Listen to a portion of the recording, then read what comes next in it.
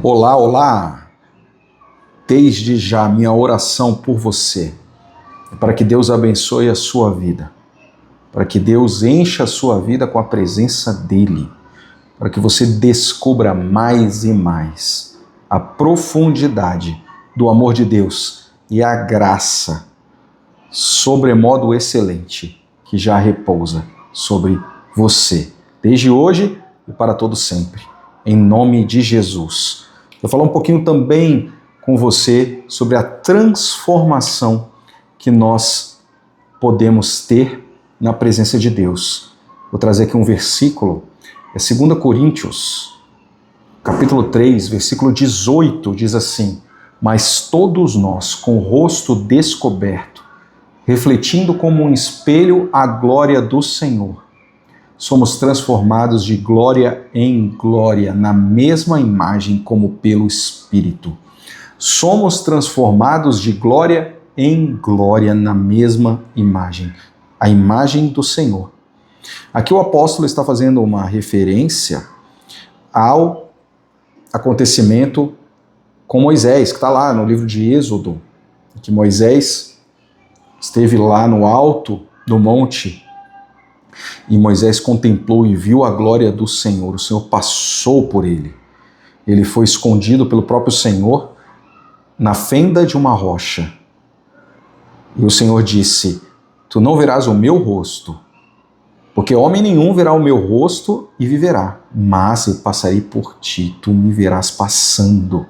E Moisés viu o Senhor passando, viu as costas do Senhor passando de costas. Imagina que glória naquele momento, imagina que peso de glória a presença do Senhor passando naquela dimensão. E Moisés, de fato, tem uma reação, o livro nos mostra isso, Êxodo nos mostra isso, a Bíblia nos mostra isso, que ele tem uma reação, que ele começa a clamar e falar dos atributos de Deus. Então ele fica admirado, impressionado. Quando ele desce quando ele desce o monte e vai encontrar com o povo, o rosto dele brilhava, e brilhava tanto como um resultado desse encontro, como um impacto desse encontro com o Senhor, de tal maneira que ele tinha que cobrir com um véu o rosto. Por quê? Porque as pessoas não conseguiam olhar mais para ele sem ficarem assim impressionados com aquilo, ou provavelmente que deveria até causar uma sensação, né, com uma luz forte. E aí ele teve que cobrir o rosto, tamanho o impacto da glória do Senhor ter passado na frente de Moisés. Então essa referência o apóstolo está fazendo, dizendo que imagina se tamanha glória foi essa que Moisés experimentou, mas nós agora que estamos em uma nova aliança, em um novo tempo, no tempo do Espírito, não mais no tempo da lei, mas no tempo da graça, que veio através de Jesus Cristo, a graça e a verdade.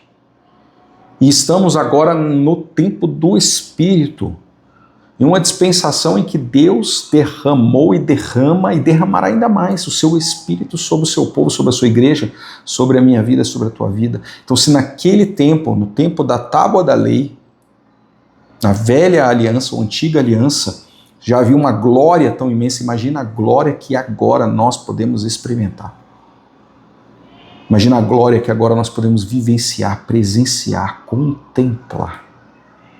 Só que não mais agora, não precisamos estar com o rosto coberto. Ainda tem isso. Nós podemos caminhar com o rosto descoberto. Por quê?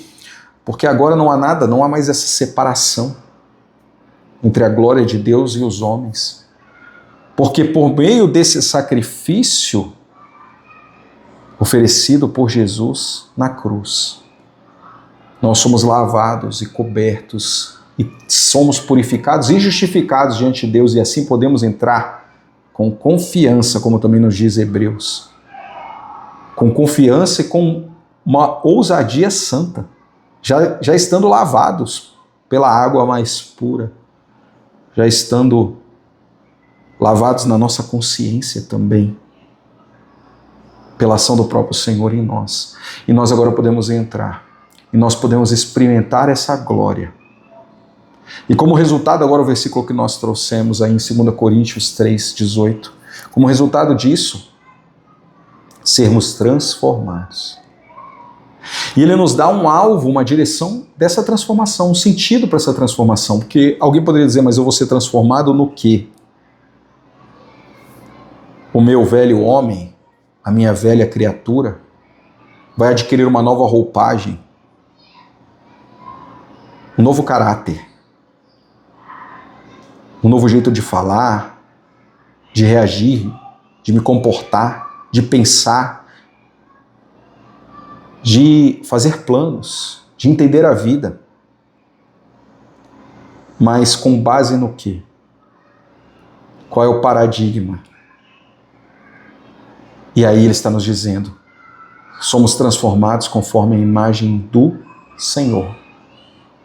Refletindo como um espelho a glória do Senhor, somos transformados de glória em glória na mesma imagem, como pelo Espírito. Então, essa ação do Espírito em nós, quando nós nos submetemos a essa glória, é esse toque que vem na comunhão com Ele, que vai nos transformando. E vamos sendo transformados à imagem do Senhor. E quem é a imagem perfeita de Deus?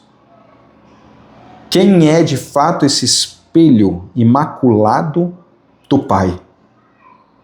É Jesus Cristo, nosso Senhor.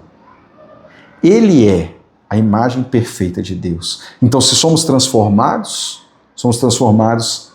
na glória, somos transformados à imagem dele, do Filho. É nesse sentido do Filho que somos transformados. E quanto mais nos submetermos a essa ação do Espírito, essa ação gloriosa do Espírito, mais seremos transformados e mais ficaremos parecidos com Jesus Cristo. Sendo esse o nosso objetivo, que começa aqui na Terra e vai acontecendo aqui, mas que se realizará plenamente na eternidade. Como diz ainda lá em Coríntios também, quando ele diz, hoje nós vemos em parte, mas um dia nós veremos face a face. Então, hoje ainda há barreiras, não da parte de Deus, que já quebrou as barreiras, já nos ofereceu essa ponte reconciliatória com Ele, que é Jesus, que é o nome de Jesus, que é a obra de Jesus, que é a pessoa de Jesus intercedendo continuamente por nós na presença do Pai. Mas ainda temos essas barreiras da terra, ainda temos essas questões da terra, ainda sofremos ações dessa carne, desse corpo que é caído, que é corrompido. Então temos esses obstáculos, mas um dia na eternidade estaremos plenos, estaremos face a face, sendo iluminados plenamente pela glória dele. Por isso sim, seremos também um com ele, seremos perfeita imagem dele. Mas nós não podemos parar, nós não podemos, diante dessa certeza da glória, que é maravilhosa, dessa esperança de glória eterna, e dessa certeza, essa esperança que se torna uma certeza, nós não podemos parar. Nós temos que entender, compreender primeiro que Deus quer essa transformação diária. E compreender que essa transformação vai nesse sentido, de sermos cada vez mais parecidos com Jesus. E entendemos que esta é a vontade de Deus, é o caminho da vontade de Deus. Então alguém pode dizer, qual é a vontade de Deus? A vontade de Deus é, antes de tudo, que sejamos parecidos, o mais parecidos possível, com Jesus Cristo, o nosso Senhor. Mas, veja, eu no intuito da minha carne, nos intentos da minha carne, eu não posso realizar isso sozinho. Eu não posso alcançar essa perfeição que é Cristo no meu esforço, no meu mérito. Na verdade, o meu esforço e o meu mérito, quando eu não tinha Cristo, me levaram para um caminho mau. E me levariam à perdição. Me levavam a estar morto nos meus pecados. Então a prova de que eu não posso fazer nada disso, ela já ocorre na atitude do velho homem, no comportamento do velho homem. Mas agora nessa nova aliança, nessa nova caminhada, em Cristo, eu não passo mais a depender somente da minha força.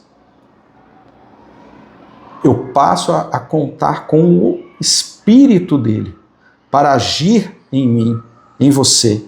Nós contamos para agir em nós. E essa ação dele é que vai nos transformando. Então é maravilhoso porque dele vem o querer e vem o efetuar. Dele veio o chamado para eu viver essa caminhada. Mas vem também dele o poder necessário para realizar. É claro que, respeitando a nossa liberdade, Deus não nos obrigará a nada. Por isso nós temos que ter uma intencionalidade. Nós temos que buscar essa transformação. E eu busco essa transformação buscando a presença dele e buscando a voz dele que me direciona. Essa voz, ela está presente tanto na Bíblia quanto também no meu tempo com ele, um tempo de oração, um tempo de adoração.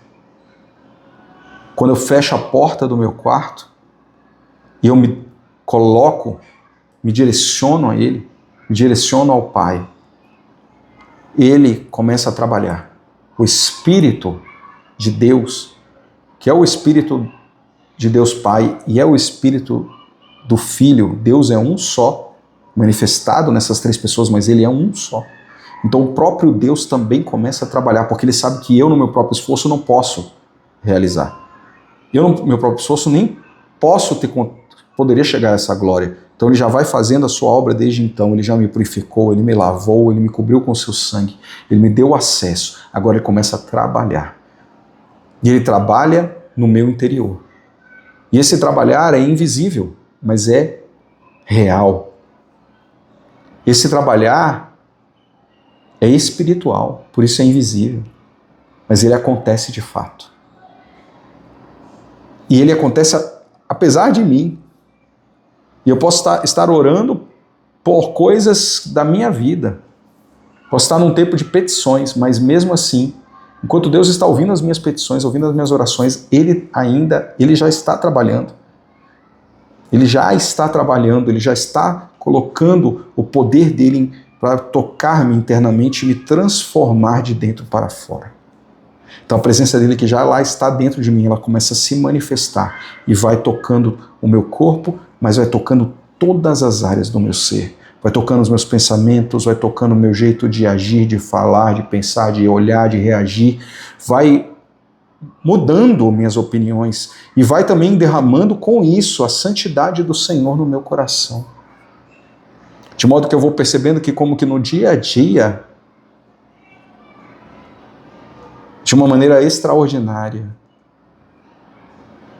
o meu pensamento, o meu jeito de pensar, de falar, de agir vai sendo mudado, vai sendo transformado.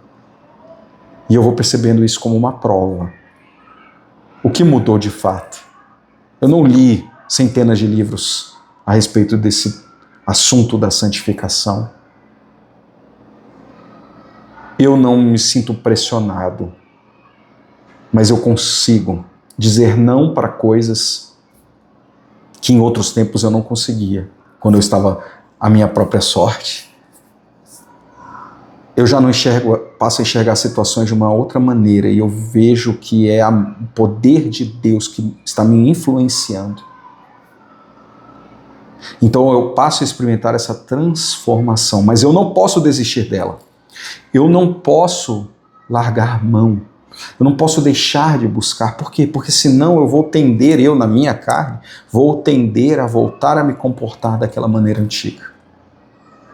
Quando eu paro de ter contato com essa glória, eu vou tendo contato só, infelizmente, mas com esse mundo, que é um mundo que já está julgado, que é um mundo que já está caído, que nós somos chamados a transformar sim, para sermos luz, mas nós sabemos que Deus um dia fará novos céus e nova terra. Então há um motivo para isso. É porque de fato essa ordem de coisas não serve mais e não pode servir. Então Deus fará tudo novo. Mas Ele, se fará tudo novo no cosmos, já pode fazer tudo novo na minha vida e na tua, se tão somente nós mergulharmos nessa glória, se tão somente nós nos submetermos a essa glória, se tão somente todos os dias nós tivermos um contato com essa glória, por meio da leitura da Bíblia, por meio de um tempo de oração, um tempo agradável, um tempo tranquilo. Deus não está pedindo de nós orações eloquentes, Deus não está pedindo de nós que nós nos esgoelemos na presença dele, que não tenha mais força para mais nada, não. Está pedindo simplesmente a nossa presença, para que a presença dele venha também. Quando nós damos uma presença nossa, exclusiva para ele, que é um tempo dedicado, que é uma atenção dedicada somente a ele, me afastando das coisas do mundo por aquele tempo, e me devotando a ele, dando uma devoção. Então aí ele tem essa liberdade também para agir em mim, e vai agindo. De todas as coisas maravilhosas que ele faz nesse momento que eu estou com ele, ele também me transformará.